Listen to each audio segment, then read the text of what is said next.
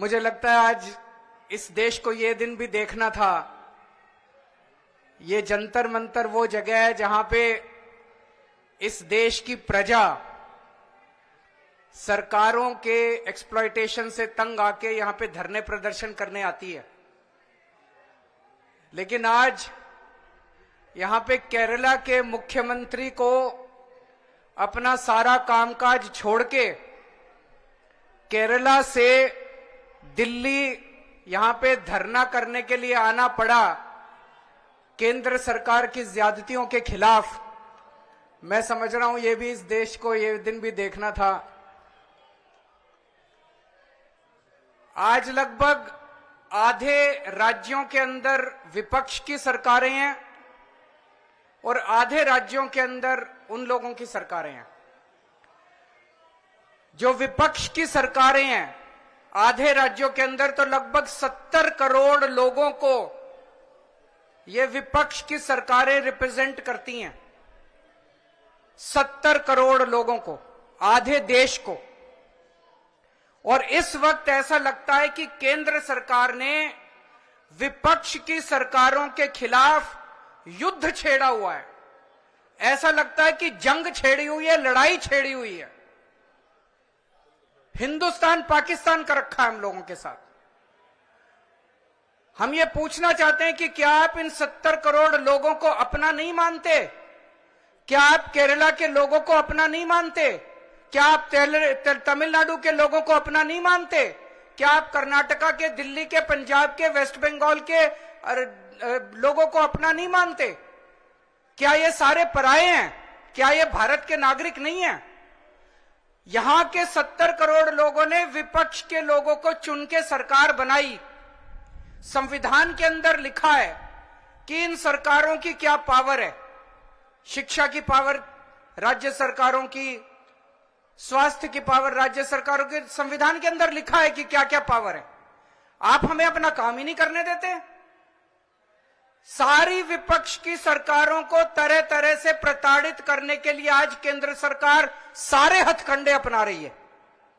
मोटे मोटे तौर पे देखें तो 3 तरह से केंद्र सरकार विपक्ष की सरकारों को तंग कर रही है। सबसे पहला, केंद्र सरकार जायज फंड, जो हक है राज्यों का, वो फंड नहीं दे रही है। दूसरा तरीका, गवर्नर्स के और लेफ्टिनेंट गवर्नर के जरिए रोज काम में टांग अड़ाती है, हर काम में टांग अड़ाती है।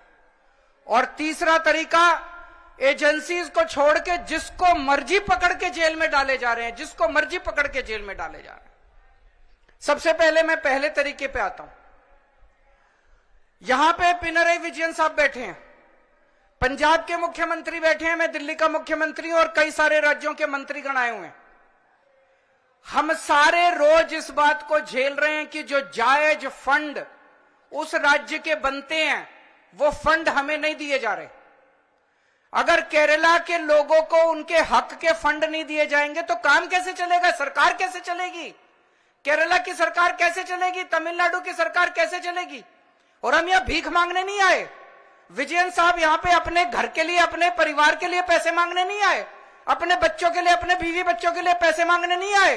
वो केरला के लोगों के लिए पैसे मांगने आए हैं। आज पंजाब के मुख्यमंत्री यहां अपने 3 करोड़ लोगों के लिए फंड मांगने के लिए आए हैं। मैं दिल्ली का मुख्यमंत्री अपने दिल्ली के 2 करोड़ लोगों का हक मांगने के लिए आया हूं। संविधान में लिखा है कि कितना पैसा किस सरकार को मिलेगा। ये वाला टैक्स आएगा, मैं इनकम टैक्स में था, ये थोड़ा सा ज्यादा जानता हूं इसको। तो कितना फंड, कौन सी सरकार कितना फंड इस्तेमाल करेगी, कैसे इस्तेमाल करेगी, फाइनेंस कमीशन होगा, फाइनेंस कमीशन तय करेगा, ये पैसा केंद्र के पास जाएगा, ये पैसा राज्य सरकार। अरे जो हमारा हक है, हमारा नहीं, लोगों का हक है, केरला के लोगों का हक है, तमिलनाडु के लोगों का हक है, वेस्ट बंगाल के, पंजाब के, दिल्ली के लोगों का हक है। वो हक आप कैसे छीन सकते हैं लोगों का? आप उनका काम कैसे रोक सकते हैं? अगर आप अब हमारे लोगों के पैसे नहीं देंगे तो हम सड़कें कैसे बनाएंगे, बिजली कैसे देंगे, लोगों का विकास कैसे करेंगे?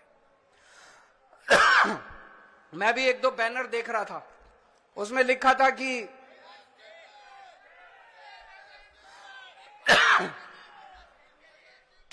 केरला के 8400 करोड़ रुपए रोके हुए हैं। और मान साहब से मैं थोड़े दिन पहले बात कर रहा था, पंजाब के भी 8000 करोड़ से ज्यादा फंड रोके हुए हैं। अब एक एक फंड, अभी पंजाब सरकार थोड़े दिन पहले सुप्रीम कोर्ट में गई कि हमारा पैसा रिलीज नहीं कर रहे। आरडीएफ का पैसा, आरडीएफ लगभग 4-5 हजार करोड़ बनता है, 5500 करोड़ रुपया आरडीएफ का, रूरल डेवलपमेंट फंड का पैसा इस्तेमाल रिलीज नहीं कर रहे। केरल भी गया। सुप्रीम कोर्ट की हेयरिंग अब अगले हफ्ते फिक्स हुई है और तुरंत केंद्र सरकार से फोन आ गया, आइए बैठ के बात करते हैं। तो हम छोटी छोटी बातों के लिए सुप्रीम कोर्ट जाएंगे क्या? ये क्या बदतमीजी है? आप अपना काम क्यों नहीं करते? हम हर चीज के लिए सुप्रीम कोर्ट के पास और भी तो बहुत काम है। सुप्रीम कोर्ट भरा हुआ है केसेस से, जनता के केसेस से। हम अपने फंड लेने के लिए भी, हमें फंड लेने के लिए जंतर मंतर पे आके बैठना पड़ेगा। आप लोगों को जान के ताज्जुब होगा, दिल्ली के लोग मिलके साल में 2 लाख करोड़ रुपए का इनकम टैक्स देते हैं, 2 लाख करोड़। और उस 2 लाख करोड़ में से बदले में दिल्ली के लिए हमें कितना पैसा मिलता है, गेस कर सकते हैं आप लोग? 2 लाख करोड़ रुपए हम केंद्र सरकार को देते हैं दिल्ली के लोग मिलके इनकम टैक्स में। और उस 2 लाख करोड़ में से दिल्ली के लोगों को एक साल में 325 करोड़ रुपए मिलते हैं। इतना तो अंग्रेजों ने भी नहीं लूटा होगा 100 साल में जितना ये लोग लूट रहे हैं। ये तो हद हो गई है। तो कपिल सिब्बल साहब का स्वागत है। दूसरी चीज, गवर्नर्स और लेफ्टिनेंट गवर्नर्स के जरिए ये जिस तरह से सरकारों को तंग कर रहे हैं, संविधान के अंदर साफ साफ लिखा है कि ये हमारे सब्जेक्ट्स हैं। उन सब्जेक्ट्स के अंदर भी रोज गवर्नर हर राज्य के अंदर टांग अड़ा रहे हैं। सबसे इंटरेस्टिंग तो अभी पंजाब के अंदर हुआ। पिछले साल पंजाब सरकार ने बजट सेशन, अपनी असेंबली का बजट सेशन कॉल करने के लिए गवर्नर के पास फाइल भेजी। गवर्नर ने बजट सेशन करने की परमिशन नहीं दी।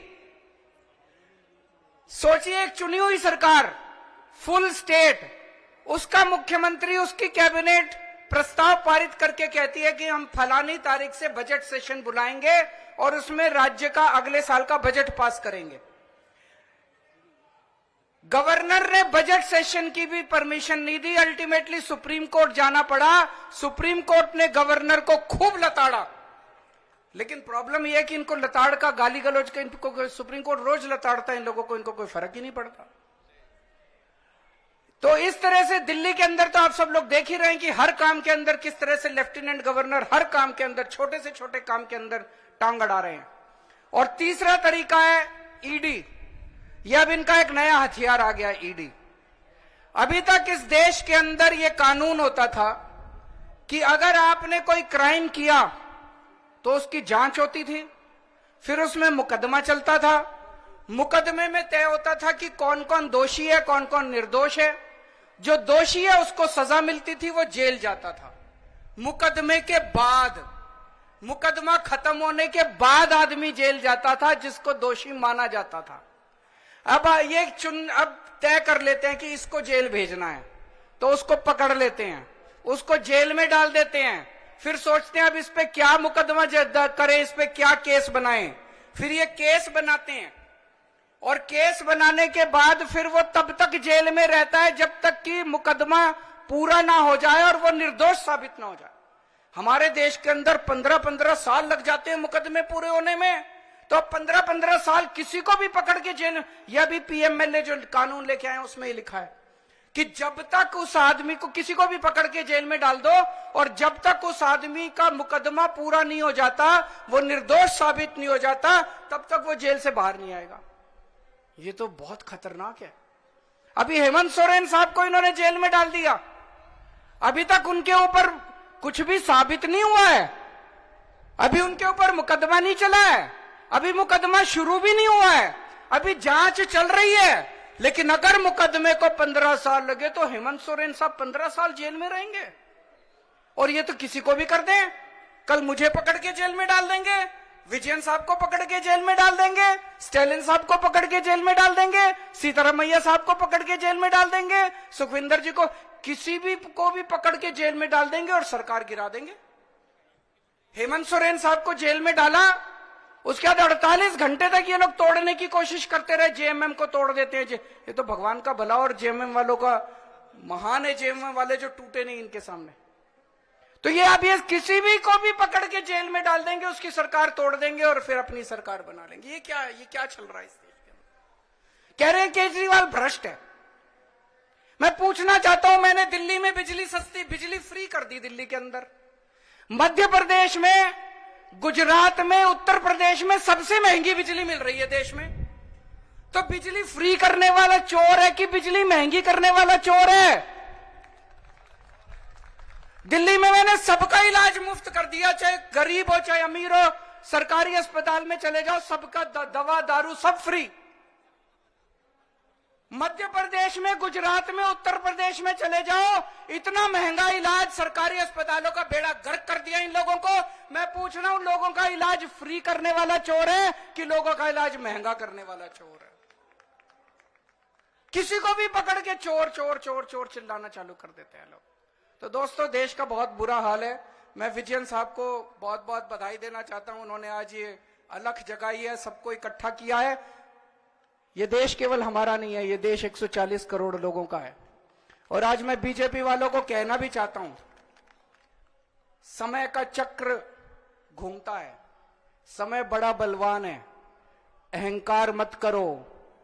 भगवान ना करे कल समय का चक्र जब घूमेगा और तुम इधर होगे और हम उधर होंगे, कहीं ऐसा ना हो कि यही कानून तुमको खाने के लिए दौड़े उसके बाद। जय हिंद।